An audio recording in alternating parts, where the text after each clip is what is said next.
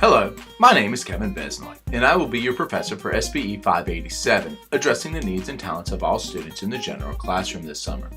I'm excited to teach this course and believe that you will learn a great deal. The purpose of this short video is to provide y'all with a brief introduction about myself and give you an overview of this course. As I review the class roster, I realize that I am new to some of y'all, but there are a few that I've had in class before. This is the start of my third year at the University of Alabama. However, I was a professor at Northern Kentucky University from 2006 to 2011 and a classroom teacher since 1998. I received my bachelor's degree and my master's degree from the University of Alabama and my PhD in curriculum instruction and special education with an emphasis in gifted education from the University of Southern Mississippi. I'm excited to be back in Tuscaloosa for two reasons. First, my educational philosophy has been greatly influenced by the lessons I learned in Graves Hall, and I find it rewarding to repay the institution for all that it has given me. The second reason for my excitement is that I am able to better make use of the season football tickets that my wife and I have had for the past 13 years. Now, for an overview of this course. SPE 587 will outline instructional and managerial techniques that can be used in the grade level or heterogeneous classrooms to address the individual needs, strengths, styles, and preferences of all students. Emphasis will be placed on differentiation strategies that improve student achievement through the use of large group, individual, and small group instructional practices. A study of current promising practices, as well as relevant research, will be presented. This course will provide students with a research-based set of strategies that can be used to improve their ability to work with special education, gifted education, compensatory education, and culturally diverse gifted students in the general classroom. Additionally, this course will prepare educators of the gifted to work with general classroom teachers to expand opportunities for students with gifts and talents in the general classroom. Finally, the instructor will adapt course requirements and assignments to address the particular needs of the students enrolled.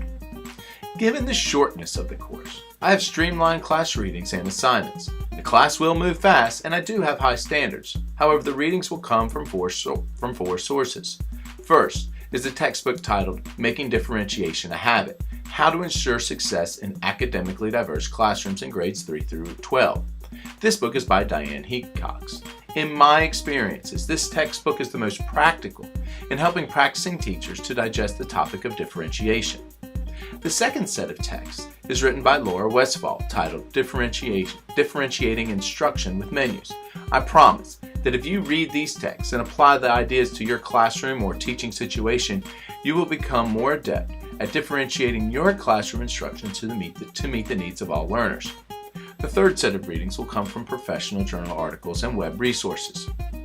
As classroom teachers, it is important that we implement empirically sound practices. Thus, these readings will introduce you to the theory behind differentiated instruction. The final set of readings will be your choosing. In order to complete all the requirements for this course, you have to write a 10 to 12 page literature review paper on differentiation. More details about this assignment will appear in the following video. However, you will have to conduct a review of literature. In addition to the readings and research paper, there are two other aspects of this course. One is class participation. I will post discussion questions that pertain to readings and class lectures. The goal of this is to spark discussion. From my experience in teaching other online courses, this aspect is the most tedious for students and professors.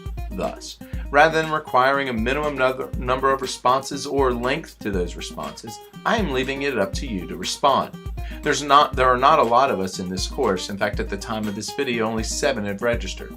So I'm not going to ask you to respond in a superficial manner. There is a class participation rubric that will be posted, so you can follow that. Just know that I expect you to treat this aspect of class as you would any other class discussion. As in class, there are some questions you do not want to answer. In fact, I have never taught a face-to-face class where every student has answered every question. Still, as in face-to-face classes, you want the professor to know you have attended class, digested the readings, processed the content, and formulated new ideas. The final assignment of this course requires you to create an instructional unit with elements of differentiated teaching and learning. This unit of instruction should be based on a unit of instruction you have already taught. It is expected that you will follow the ideas identified in the Hecox and Westphal texts, class lectures and readings, and activities. I will be posting a separate video with more detail on this assignment in the next couple of days. Until then, y'all have a great afternoon, and thank you for registering for SPE 587.